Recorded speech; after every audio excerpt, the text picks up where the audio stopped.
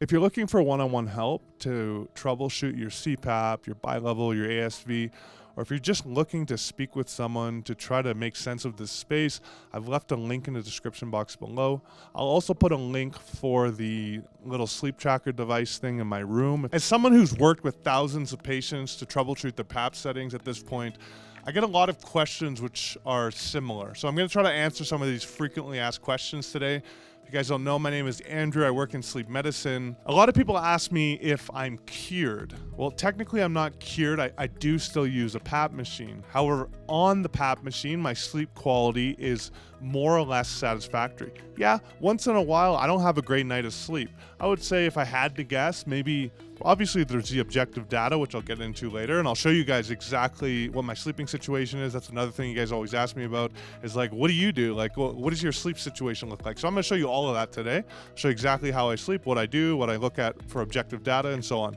One in every 10 days, I feel like is not a great sleep, but otherwise I'm fine. Like today, I haven't yawned. I don't foresee myself yawning. I don't feel tired. I've already gone for a run. I feel like I could work out again. There's nothing wrong with my energy levels.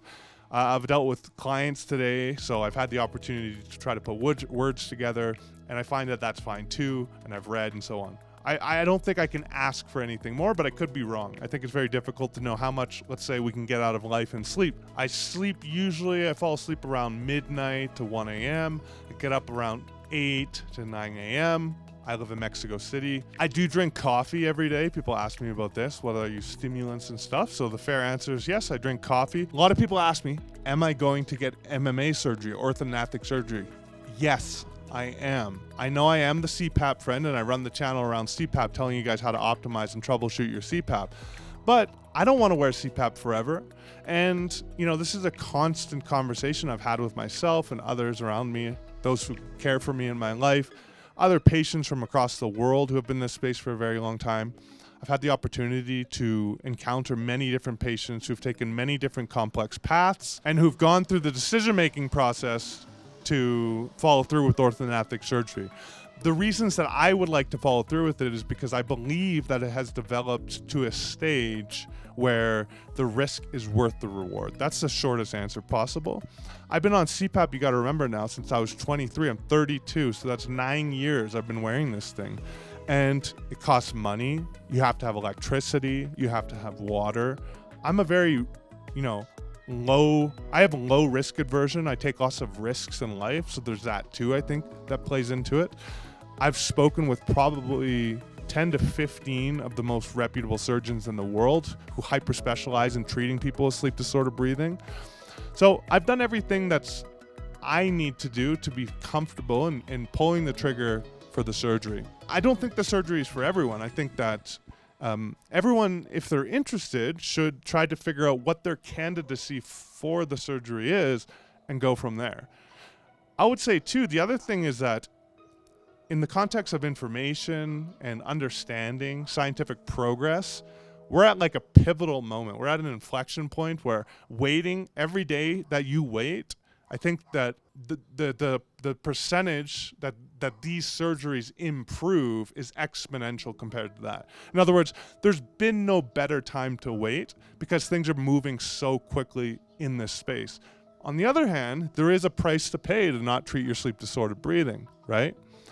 And you may think that that kind of contradicts what I just said, but I feel that things are so low risk at this point that I'm comfortable with where they are. You guys always ask about maxillary expansion, like, oh, do my turbinates just swell into the nasal sidewalls, and is it basically the same as how things were before maxillary expansion? The answer is no. My breathing has drastically improved in a way that I have zero doubt about. It is way better than what it was before. I could run and at least jog, maybe sprint, and just breathe through my nose. It has improved my PAP therapy. It has improved the quality of my sleep. Okay, this video is starting to drag on. Let me show you guys my sleep environment, which you guys always ask about as well. All right, as you guys know, I live in Mexico City. Pretty mild climate. One of the colder places in Mexico. And this is my bedroom. All I do in here is sleep. It's a king size mattress. That's actually very new. It has cooling mattress, but it doesn't have like an actual cooling pad with water to keep it at a specific temperature. That's one thing which is missing in my setup, though, you know, that stuff is expensive. It's like, you know, $5,000 US for the high quality 8 sleep mattress. So if you guys want to gift that, I'm always open to receive that gift. What else? So this is my PAP, my bi-level. It's a ResMed 10. I use the F30i, and I use nasal dilators to keep my nasal valves from collapsing. The other thing I'm missing from my setup is like a hook to keep the hose up. It is better. I typically sleep on my back. I'll show you the positions that I sleep in. I put earplugs in every single night for probably the last 6 years. And I make sure my room is blacked out. So I have curtains here. And I literally, this is temporary. I just moved here, so I'm gonna get blackout proper curtains, but I literally aluminum foiled the whole window. And these curtains are pretty solid. And then even taped it. That's how much I care about natural light not being in this room. And my little sleep tracker down there actually has a little piece of duct tape over the tiny light. That's how much I don't like light. Now everyone's different with light, right? People have different levels of sensitivity and their eyelids are different thicknesses. So it's kind of a silly debate to have with people about whether natural light bothers you, because it depends on all these other variables, right? It bothers me.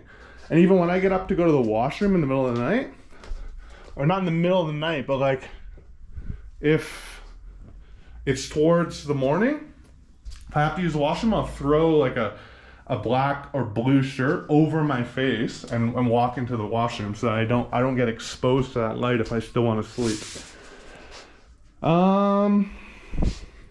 Yeah, so this is my little sleep tracker device. I like it because you don't have to wear anything. It's validated by scientific studies, which obviously is helpful. And it records the quality of air, records the temperature. I don't have to recharge it. It uploads to an application on my phone every night. It has an arousal index, which most of the other ones don't. I don't think any of the other ones have an arousal index. And someone who has upper airway resistance syndrome or a low AHI, high RDI, it's helpful. You just stick it on your mattress. I think it's only available in the US. There's just 2 little pads. You see that? I think Ramat is the only one that has it available, but I'll ask. Anyways, and yeah, I put this little piece of duct tape on the little green light because that's how much I don't want to have like light. And there's your standard read before bed box. I put those there because this cord's not very long, and kind of just, you guys can see that, right? Is there anything else? I'll show you my sleeping positions. It's pretty warm here, so I don't use the blanket usually. I just hug the blanket, and I even hug the pillow. I don't put a pillow under my neck usually. I just lay straight on the bed, and then I'll turn this on depending on how hot it is. Usually put this on a lower setting and aim it just at my feet or my bottom of my legs, and then I'll keep my door open a little bit. If I had unlimited money, I would obviously just have an HVAC system that pumps in filtered, cool air exactly at the temperature that I would want it, along with the cooled bed. So I don't have that, so I keep my door slightly open like that. And of course, this door gets shut so light doesn't come in. These curtains get shut so that light doesn't come in. I shut this door so that light doesn't come in, so that during the night, I can have this open and the air quality can circulate. Because again, that little device, you'll see, I'll show you, I'll throw something on the screen. The second I close the door, you can see that the air quality goes way down. I realized I forgot to tell you guys when I'm doing the orthodontic surgery / MMA. That's going to be probably within the next 2 months. I already asked the surgeon if I could film everything, and he's cool with it. So I will make an entire video about that. So I invite you to subscribe and like the video. Subscribe and like the video anyways, please. It helps a lot. And even if you don't like it, it helps get this to people who might benefit from it. Literally by you subscribing and liking, it'll push it to other people who are in a very similar position to you who might find this information helpful. and who knows, even save their life, not to be too hyperbolic. I'm going to do a final maxillary expansion video. Here's actually a little tiny clip of showing my expansion that when I was at Dr. Copleston's office in LA, but I'll do a full video on this. It's way wider, eh? Mm-hmm.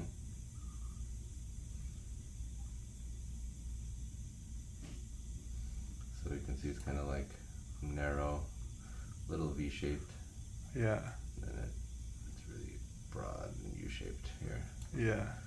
And the nasal cavity. Also, guys, as always, you know, this isn't just a parasocial relationship. I invite you guys to give me feedback, to communicate with me, to tell me what you guys would like to see.